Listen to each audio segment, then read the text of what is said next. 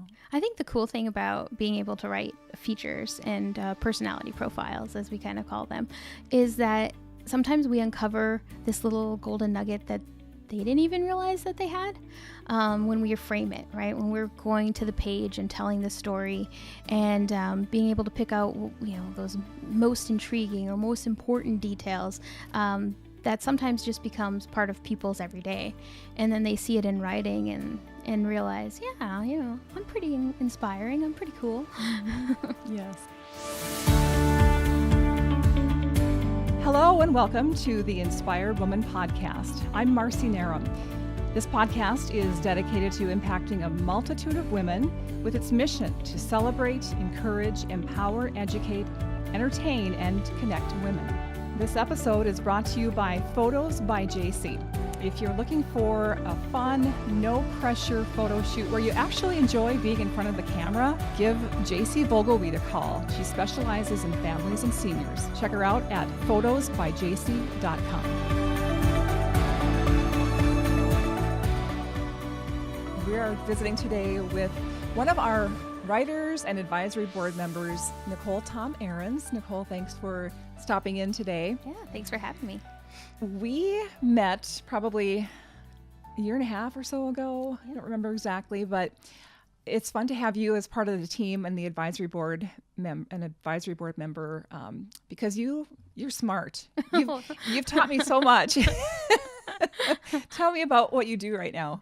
Well, I teach journalism and writing classes at Minot State University, so it keeps me pretty busy. Yeah, and also the Red and Green. Yeah, I advise the Red and Green, which is our student newspaper. So I took on that job, which feels like a decade ago, but only a year ago. So okay. I'm in my second year of advising the student newspaper. Do you have access to like all the past issues? Yeah, so we've got files and files of bound past issues and clippings from who knows when. So all right, because I wrote for the Red and Green when I was at Minot State. Did you? Okay. Probably not my best work, so it might be fun to have you critique it. You're gonna have to give me some years. I'll go back and dig them out. Yeah.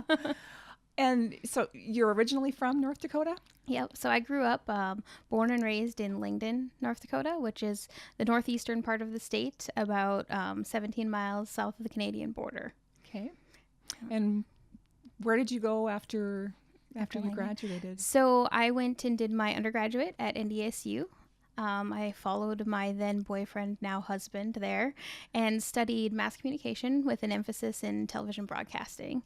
And he's a civil engineer, so a year ahead of me in school. So he brought us to Springfield, Missouri with his first job, working for the DOT. And I followed about 6 months later. I crammed 21 credits into one semester to graduate and then went down to Springfield, where we spent about 8 years before coming back to Minot. And being you're not a transplant. I mean, and you came back to Minot, was it during the oil boom? Yeah, it was right after the flood. So Tim, my husband, came in October of 2011, and then I graduated with my MA in December of that same year. And then my son and I came up, and we had all the adventures of no places to live and hour-and-a-half waits at restaurants and just don't go to Walmart unless you have 3 hours to spare. So yeah, it was a pretty crazy time. Yeah. What do you like to write about? That's a great question. I think it's taken me a long time to find kind of where I am comfortable as a writer. I started in television news, and I always tell my students, I went to grad school because I didn't know how to use a comma.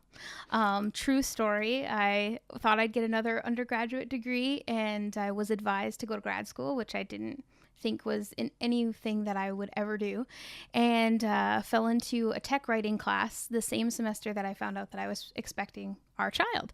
So I can, never do anything small. I have to just jump right in, and fell in love with rhetoric and teaching, and then landed in a creative nonfiction class and really fell in love with the idea of a memoir. And so I did a lot of memoir writing and personal essay types of things. And then this other component of my degree was rhetoric, which is very heavy research. So it took kind of the long way around.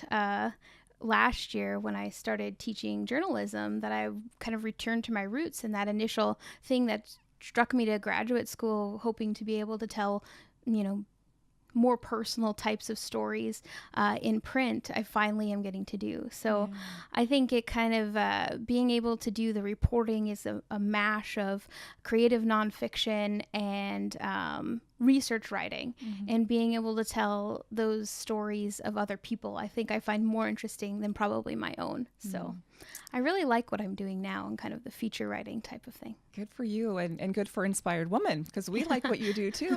Thank you.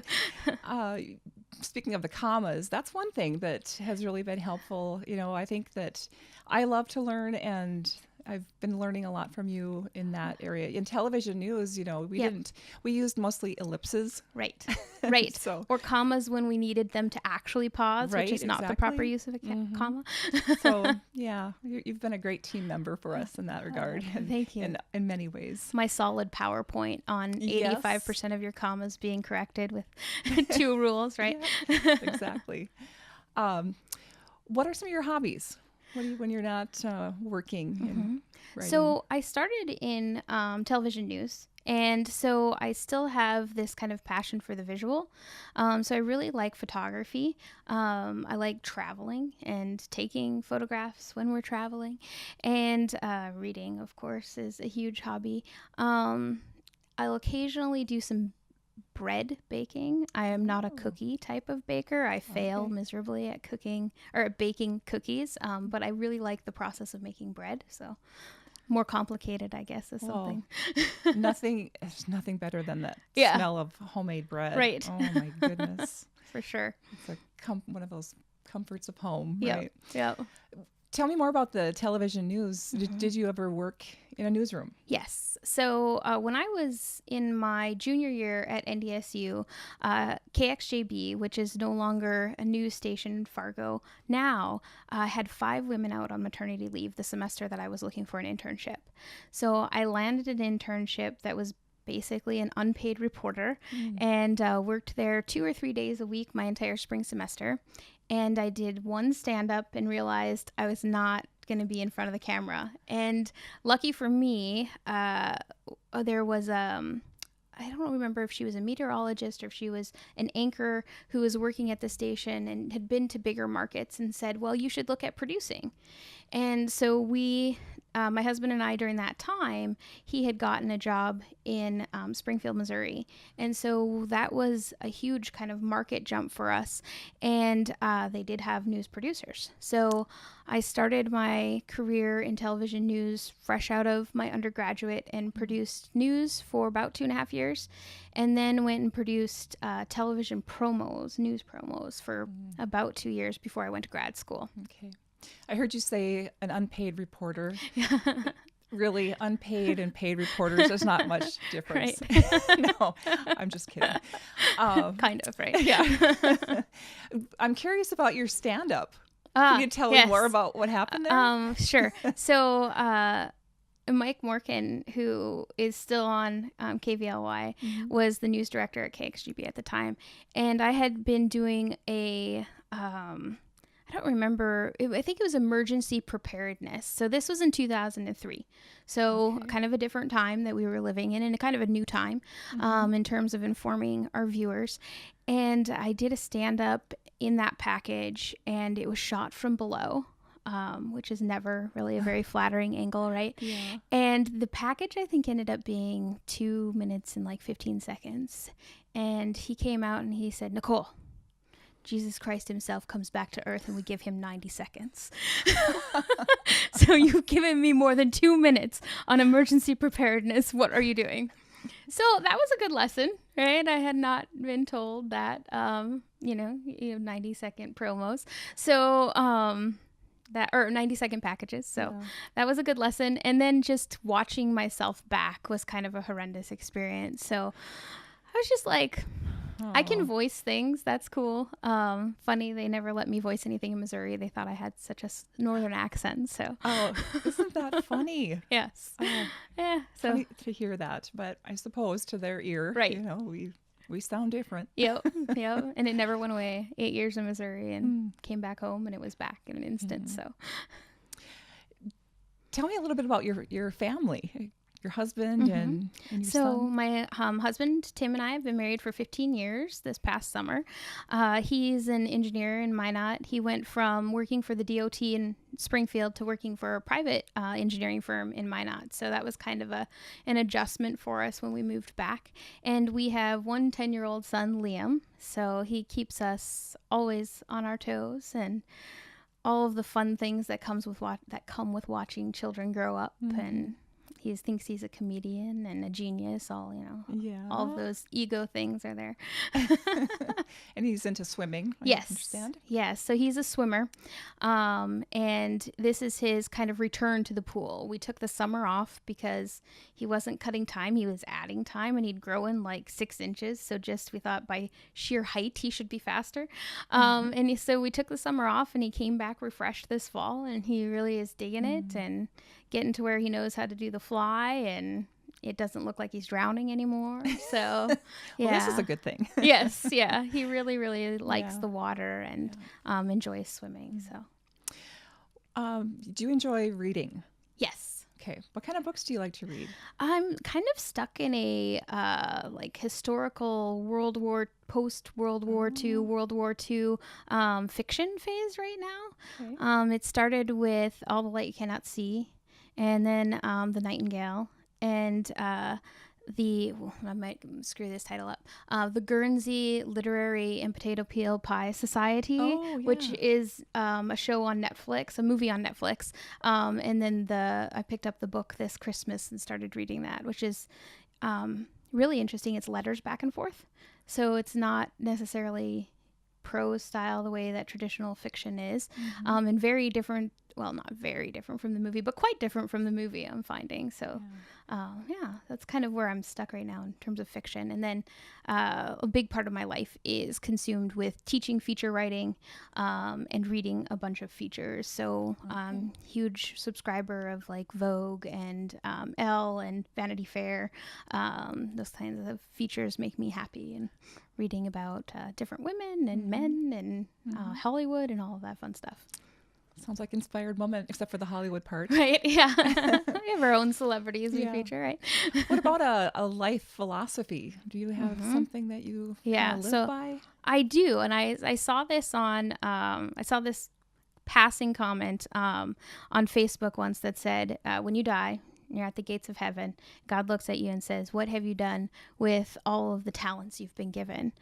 And so that's kind of my motto. And what I found in kind of some researching of particular quotes was that J.R.R. Tolkien in The Fellowship of the Ring is having a conversation with Frodo.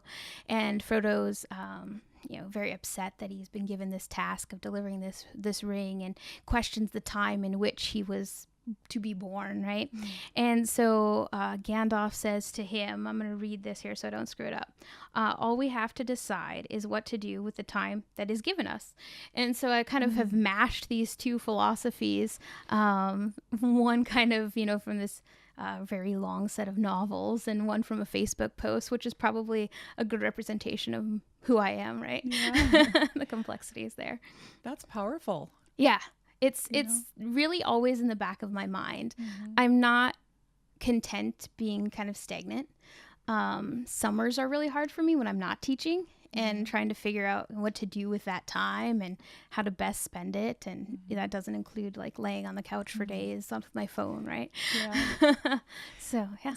So what do you find rewarding? I mean, you're talking about teaching and you must look forward to getting back to class then in the fall. Yeah. What's rewarding about the work that you do? I think it's rewarding. Teaching writing is hard. So whenever I'm on a plane ride sitting next to someone, I'm always very hesitant to tell them what I do, because most people are like, oh, writing, I hate writing, and you're just like, well, it's my passion, so Yeah. thanks. But a lot of students kind of come into the classroom with that hesitant nature about what I'm asking them to do. And it's really rewarding to be able to work with them pretty intensively over 16 weeks and be able for them to look at their very first, you always give a diagnostic essay and say, remember what you were doing here? I mean, look, you're not doing any of those things here. And you know the style, you've got great leads into your quotes, you know how to write a quote now. And so watching the light bulb kind of click for them and the confidence that they have that they are learning, and so they do see their progress and they see themselves improve. It's really, really rewarding. Yeah. Is there a way that you draw that out of a person? Because I think, we all say something like, I'm not a good writer, or for me, it's not really, I don't like numbers, Right. Yeah. So how do you help them discover that within themselves? I mean, is there a process? I have a process. I don't know if it's the one and only process, but they start with an assignment. And so every semester when I teach this feature writing class, I bring in a guest and I do a mock interview.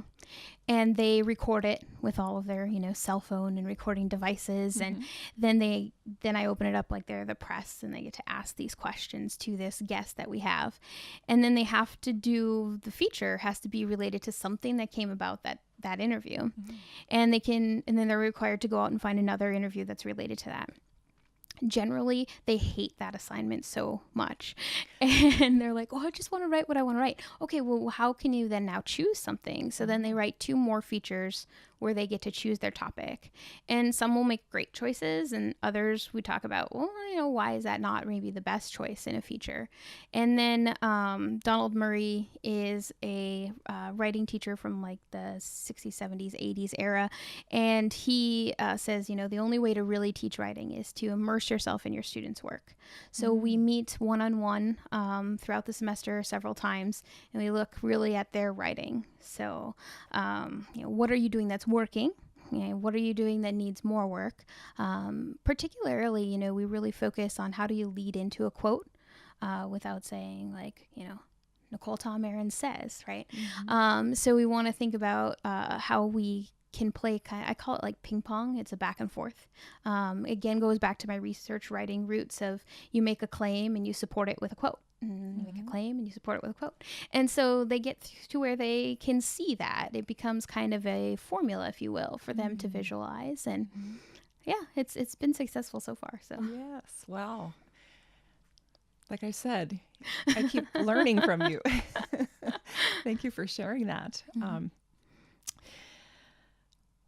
Let's see. Can you fill in the blank? Yeah, okay. A bad day of blank is better than a good day of blank. Okay.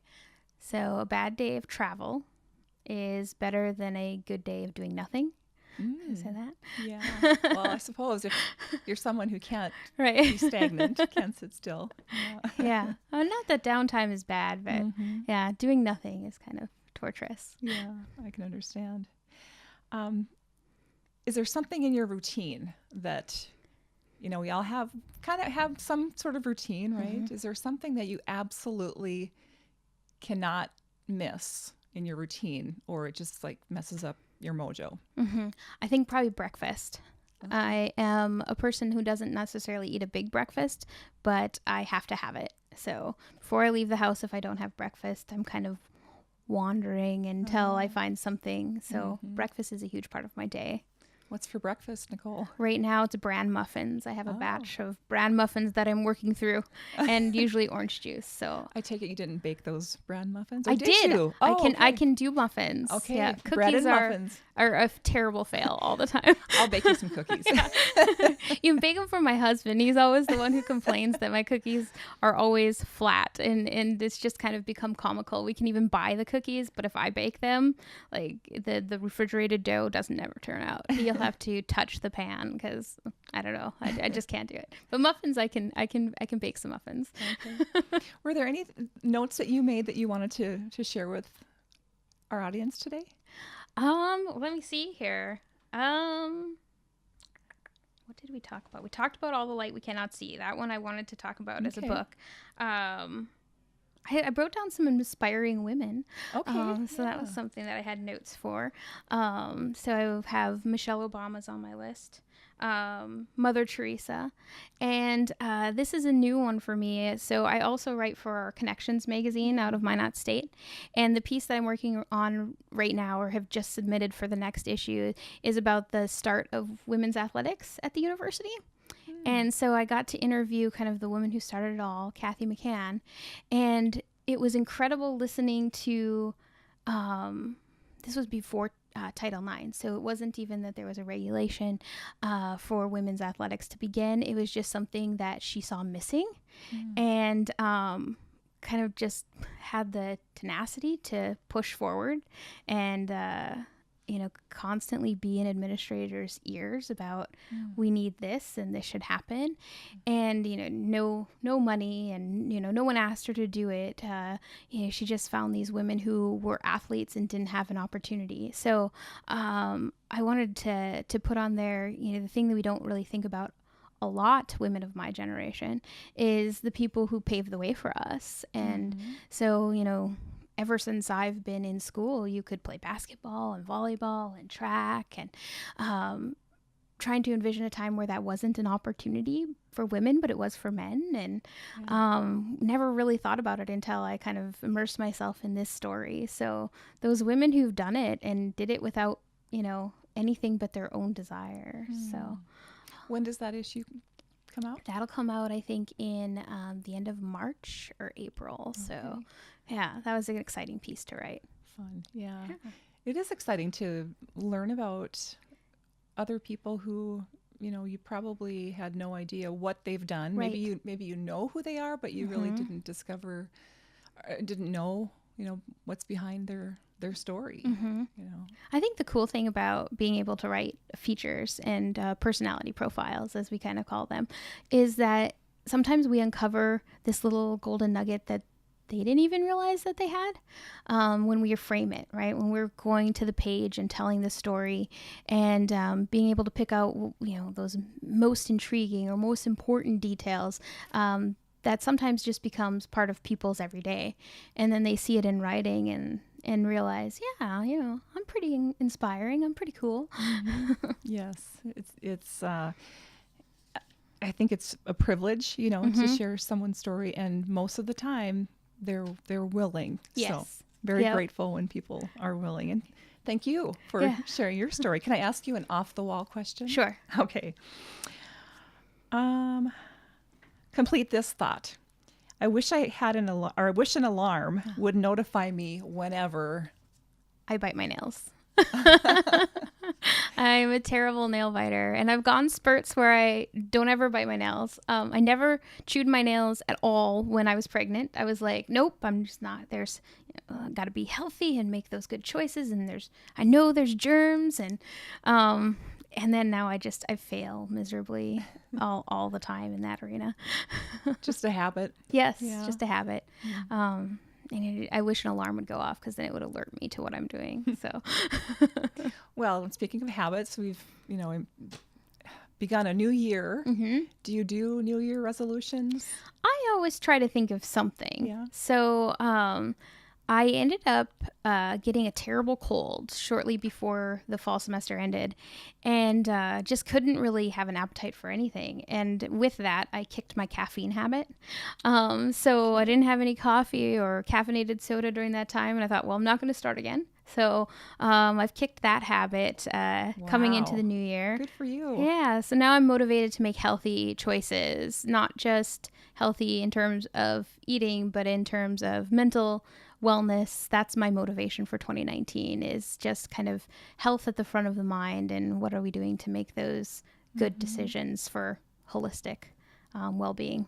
That's fantastic. So you kicked no caffeine? I don't do caffeine anymore. At all? Yeah. Wow. I mean, I can have an occasional cup of coffee and an occasional Coke or something like that, but I don't depend on it anymore. And I think that's very freeing. So it's incredible how much I started drinking more tea recently, and to compare how much more caffeine there is in a cup of coffee than in black tea. Yeah. It's significant. Yeah. And I noticed that I'm not as, jittery. high strung. Yeah, right. Yeah, it does make a difference. I was talking to a doctor last year, and she's like, well, caffeine can affect your anxiety level. And I'm like, okay, well, maybe that's something I'll try to get rid of. So yeah, I kicked that habit. Yeah. So what's your next? What else is front of mind in terms of your health? I think a lot of for me is just being mindful. I know mindfulness is like, the hip word and everything. And it's easier to talk about it than it is to do, right? And so being kind of reflective on the choices made, like I love yoga. I can never get to yoga though. So I'm trying to work that into my schedule this semester, and getting my office is literally across the street from the wellness center. It's like 50 feet away. Get over there and do some yoga, and just be present, and making those choices in a meaningful way. And I think for me, when I get busy, it's like, what's the easiest, most convenient way to complete a task? And that's not always the best way, or the best way for me to complete a task. So I'm trying to really just be in the moment and think about things a little bit more. Yeah, good for you. Have you ever tried yoga at home? Yeah, I am. So I'm a great rule follower. But not when that person telling me what to do is on a TV. So classes really work best for me. I will not hold a position as long as the person on TV is telling me to hold a position. So I know that about myself. I'm far more motivated by the person in front of me. I think I'm probably a huge people pleaser. So that's part of it, right? It is like, I can't let that instructor down. Okay. And I know well enough that the person on the TV can't see me, right? Yeah. Well, that's a great point too, that how well you know yourself, and how important that is, for us as women, as individuals, just to know ourselves. Yes. Reflective. And being honest about the reflection, I think, is the key there, which is not easy. I always think about when I first started writing, I have a great colleague, and I'd have her read my assignments when I was working on my MFA, and I'd always know what was wrong with it. But I was like, will Sarah know what's wrong with it? And Sarah always knew what was wrong with it, right?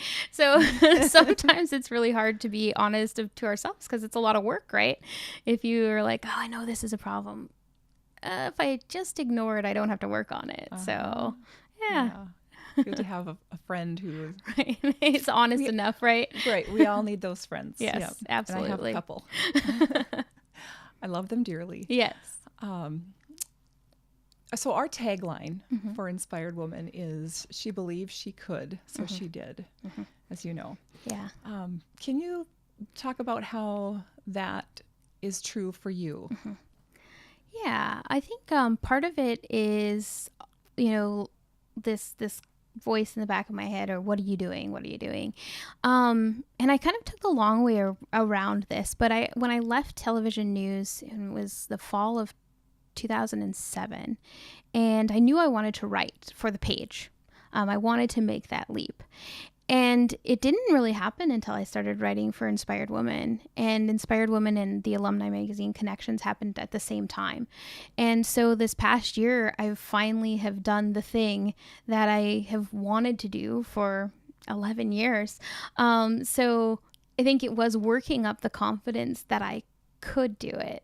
And then, believing that I could is, the ability to then do. And I think that's what holds so many people back, is this, well, I can't do that, or I'm not good enough to do this. And, thinking of what I tell my students all the time is, well, we're going to teach you how to do it, or you're going to learn, or you're going to grow. But I've coached enough of Liam's athletics to know that, like, if you never take the shot, it's like the surefire way to lose a game. Yeah. Like, if you never shoot the basket, if you never kick the goal, you're never gonna win. You're never gonna score. So that has been kind of my journey in the past year of kind of living that motto or tagline. Yeah.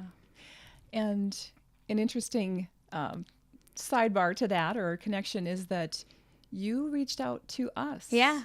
Yes. At the very end of the year in, I think it must have been 2017, right before Christmas, I thought, I'm finally going to do this. I'm going to give it a shot and see where we go. As you probably well know, the budgets for the state and in higher ed haven't been great over the past couple of years. And that year in 2017 was kind of our first budget crunch. And a lot of people were shifted at Minot State, a lot of retirements that weren't filled. And my position in English at Minot State went away. And so a lot of 2017 was, well, what's next? What's next? And we had a person retiring who had advised the Red and Green and had taught in the journalism courses for us. And he had announced that he was going to retire. And so a lot of, I kind of wonder if I'm like, I don't want to say stupidly brave, but kind of stupidly brave. I ask those questions that sometimes shouldn't be asked. But I kind of just went for it and said, well, this position's open. Here's my background. Here's why I'm qualified. And so a lot of 2017 for me was really looking at, where do I go next? And what is it that I want to do? And I think I taught for 5 years in English at Minot State, and you get comfortable, right? And you think, oh yeah, I'll just do this forever. And then that opportunity goes away and you're forced to kind of readjust and shift. And so at the end of the year, I shot an email to you guys from your website and said, I was interested in writing and could this happen? And so thankful that it did. Yeah. And thank you for doing that, because that's how the connections are made. And how Inspired Woman just continues to grow. Right. So yeah. We are so grateful for you.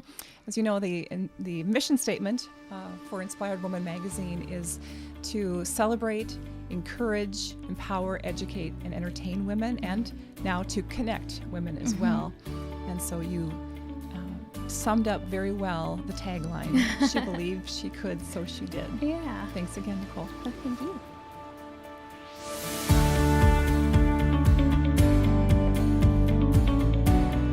The Inspired Woman podcast is sponsored by Quantum Productions, the home of the award-winning director and cinematographer Nolan Johnson.